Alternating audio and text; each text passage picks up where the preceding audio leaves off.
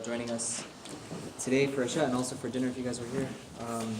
We are going to go over a hadith from before the hadith of Imam al-Nawawi. This week we are on hadith number 33, inshallah.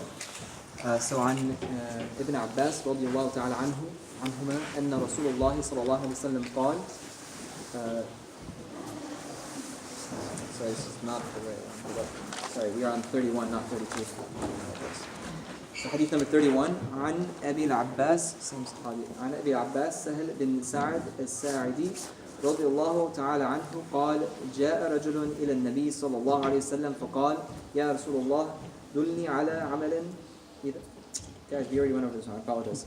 We're on 32. That was last week. You guys, I was just testing if you guys were paying attention. Okay, we're on 32, right in the middle. عن أبي سعيد بن سنان الخضري رضي الله تعالى عنه أن رسول الله صلى الله عليه وسلم قال لا ضرر ولا ضرار حديث حسن رواه ابن ماجه والدار قطني وغيرهما. So this is a hadith that is very short and beautiful, and it goes as follows. So this was narrated by Sahel bin Sa'd al-Sa'idi. Sorry, that was the last one. This was narrated by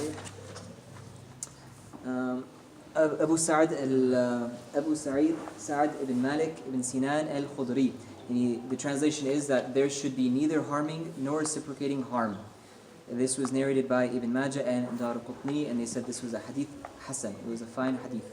So this is I apologize about the mix-up right there. So this was a Sahabi we have not covered before, Abu Sa'd ibn Malik ibn Sinan al-Khudri. He was an imam, he was like a leader of his time, he was a mufti of Medina, he was very knowledgeable, he was a mujahid, he strove for the deen of Allah and he battled with the Prophet ﷺ, not with him but like alongside him. And he is from the city of Medina. He is from the tribe of Khazraj. There's two main tribes in Medina, Aus and Khazraj, and he was from the Khazraj tribe.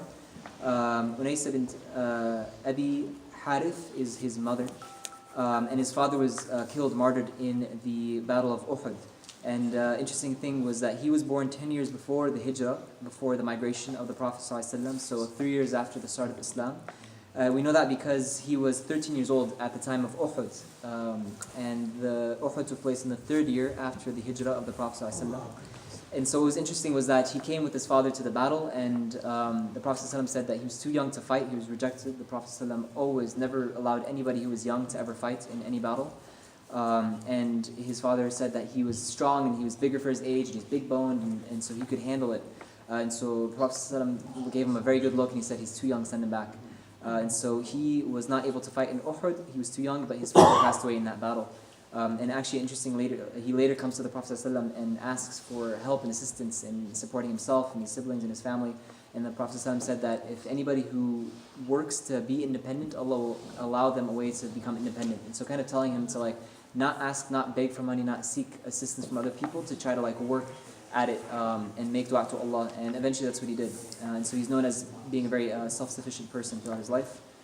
He narrates many other hadith, and he actually even as a young, he was pretty young, he served as a witness to testify for a hadith. And so there's a hadith that Umar radiallahu anhu did not know of. It was about if you knock 3 times and someone's not there, then don't keep knocking, don't annoy them, just leave if they don't answer the door.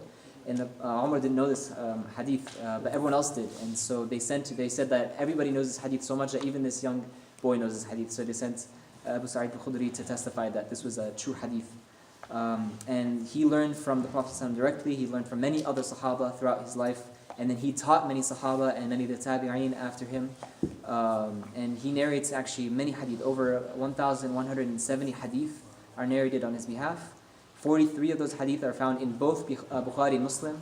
There's 16 extra that Bukhari brings on his own, and then 52 that Imam Muslim brings on his own, and many other hadith in many other books. So very prolific hadith narrator. His daughter narrates that he was the most prominent Sahaba, or the most prominent Sahaba when he passed away. All came and visited, showing kind of how high of a status he held. And he ended up passing away about 64 after Hijrah, in the year 64 after Hijrah. And so, so that's the Sahabi who narrates this hadith. In terms of this hadith itself, there should be neither harming nor reciprocating harm. There's a lot of virtues to this hadith. Abu Dawood, from Sunan Abi Dawood, one of the 6 major collections of hadith, Sahih hadith collections, he said that he wrote over 500,000 hadith in his life. And from those 500,000, he selected 4,800 to be in his book, the Sunan of Abi Dawood. And from those 4,800 that he wrote in his book, he said 4 suffice as kind of a summary of Islam. And of those, he said, in the hadith, إِنَّمَا الْأَعْمَالُ بِالنِّيَّاتِ, intentions are by your actions, that hadith. Leave that which does not concern you. From the beauty of one's Islam is to leave that which does not concern you. The love, you don't, true Islam is like to love for your brother what you love for yourself. And then the haram is clear and the halal is clear, and between the two are gray area. He said those 4 suffice to summarize Islam. But he said from a legalistic perspective, to summarize the Islamic law, he said there's 5 hadith that summarize Islamic law, and he says again, one is the actions are in your intentions. He says ad-dinu nasiha, which is the deen is sincerity. And then the third one he says is leave what you've been prohibited to leave, and do as much of what you've been commanded. And then he says that the halal is clear and the haram is clear. And the 5th one is this hadith right here, that there should be neither harm nor reciprocating harm. And so it's kind of a foundation principle in Islamic law, and we'll kind of get into a little bit as to why that is. In terms of this hadith itself, the context, what has been written about it, from the context of why the Prophet ﷺ said it, he said that there was a date tree, and 2 Sahaba were disputing about who owned this date tree. And so eventually they wanted to seek the counsel of the Prophet ﷺ about who should own it. And eventually they kept quarreling, and so they decided to just cut the tree in half and split it between the 2. And so the Prophet ﷺ said this hadith, there should be no harm, no reciprocating harm. And so it's like, who's benefiting here? Like, are you trying to hurt the other person by basically no one's going to get a tree? Like, if you split a tree in half, there's not going to be a tree. So you're harming the tree, and neither of you benefit. So you should not harm, nor try to harm others who have harmed you. There's many other narrations that have a similar kind of wording to it, or similar meaning to it, that kind of support it. And so, we'll not get into that. And so this principle is actually kind of a foundation in usul. So there's fiqh, which we are familiar with, which is kind of like the rulings, the code of law that we have, and like how do we dictate our lives and our worship. And that fiqh, there's a methodology to how you get to those rulings. And so that methodology is called usul al-fiqh. And so one of the principles for usul, like that you use to derive rulings, is based on this hadith. For example, like al-dararu yuzal, which means like priority should be placed on removing harm.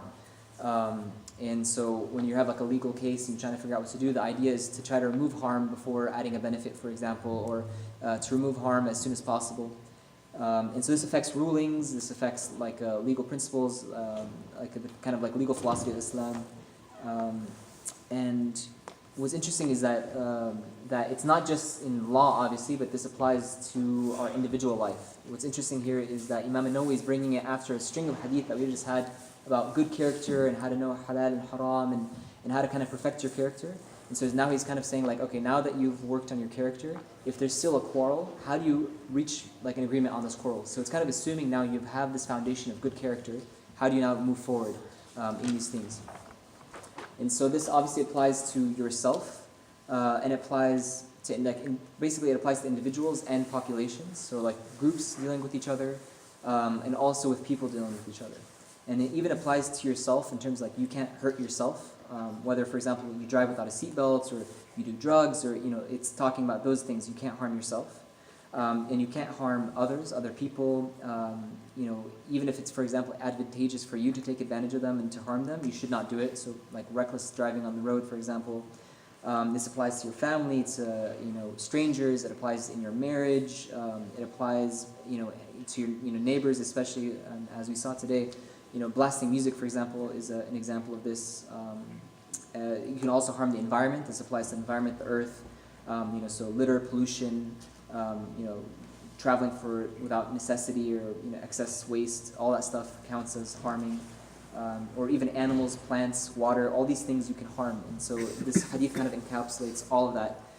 Even goes into finance. For example, like a really good situation where this applies very practically is that if someone owes you money, and they're in a difficult situation, and there's not like an absolute necessity, you should not be demanding that person to pay you now if it's too difficult for them. Like there should be a sense of kind of mercy that you give people even people who owe you money.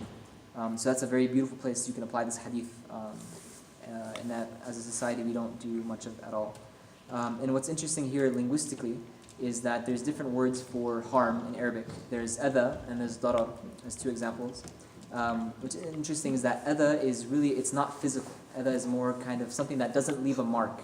So it could be psychological, social, mental. It's something that you wouldn't see the effect of later on physically. Darar is actually more of a physical thing. So it kind of leaves an evidence after it's been done. And so this hadith is encapsulating that. And so, let's see. Let's skip ahead here. So even, for example, darar, for example, has different interpretations. So we kind of gave the most common one. Don't harm and don't reciprocate harm. Other people have also distinguished darar as harm that comes with benefit for you. So if you harm someone else, there's a benefit for you, like taking advantage of someone. Dirar is harming someone out of malice. Like there's not going to even be a benefit for you, just out of a hatred, you harm someone. So the Prophet ﷺ is commanding us not to do either of those. Another way to interpret it is also darar is like harming those who have not harmed you, and dirar is harming those who have harmed you, so kind of revenge. And so both of those are also not allowed. And so this gets into like vigilantism. You can't be a vigilante, basically. You need to go through a proper process. If someone harms you, you can't just go back and harm them. There needs to be a court, there needs to be a process, go to the police, whatever it is. And so you shouldn't just mediate that process yourself. And so what's interesting is another case that this comes up is like writing your will, for example. Shaykh Mufti Kaman, he mentioned there's a hadith actually that mentions that someone could do 60 years or more of worship and prayer and being a great person, and then in their will they cause harm, and that could lead them to hellfire. So an example is parents pick a favorite child and they leave more money or an excess amount of money or resources for that child. That could harm the other children, and so that's like one way you can cause harm even after you pass away. And so a very beautiful kind of derivation of this is this really prevents escalation. So you can end in this never-ending cycle of harming someone else, and they're gonna have to escalate and harm you, and then you harm them back. And so this kind of cuts it. Just be the bigger person, and at the end of the day, there's gonna be an ultimate justice. Every person is gonna get their justice with Allah. So you don't need to sit there and try to mediate justice yourself. There's a process. You go to court. Even if you don't get your justice there, at the end of the day, there's an akhirah. Everyone's gonna have to talk to God and meet their God and meet their justice at the end of the day. So if you're on the right path, you should not be so concerned about mediating justice with every single person that you meet. And it's about minimizing harm in our world to others. Even in medical school, they teach us the same thing. It's about beneficence and non-maleficence. So it's maximizing benefit for people and minimizing harm to people. And this is kind of the concept that we're learning here. And so this is kind of a very simple, I think, overview, but just know that this is a concept that so many books have been devoted just to this concept alone, because it's such a foundational thing in our religion. And the last point I'll make is a very interesting point. Some of the hyper-rationalists in our history asked, can Allah ever legislate something harmful for us? They kind of meant this as a paradox. For example, sometimes you'll come across verses that talk about punishing people corporally, right? So a thief has a certain punishment, someone who does zina has a certain punishment. And so they say how can Allah legislate something that's harmful for us? And so the easy response to that is obviously that Allah has always commands us towards something that benefits us, and there's also vice versa. Allah always prohibits us from that which harms us. And so even in these things, the benefits outweigh the harms, because on the first hand, you're preventing people from doing this sin, and you're preventing the harm of the person who's committing a harm to begin with. And so you're kind of mitigating that harm. And at the end of the day, there's kind of a broad perspective, not just of this dunya, but the dunya and the akhirah. And so, Islamic law always has is very robust and is able to mediate, deal with a lot more things than I think we are aware of. And this is just one small insight into that, inshallah. So, inshallah, we can benefit from that, and we don't cause harm in our life. Jazakallah khair for your time.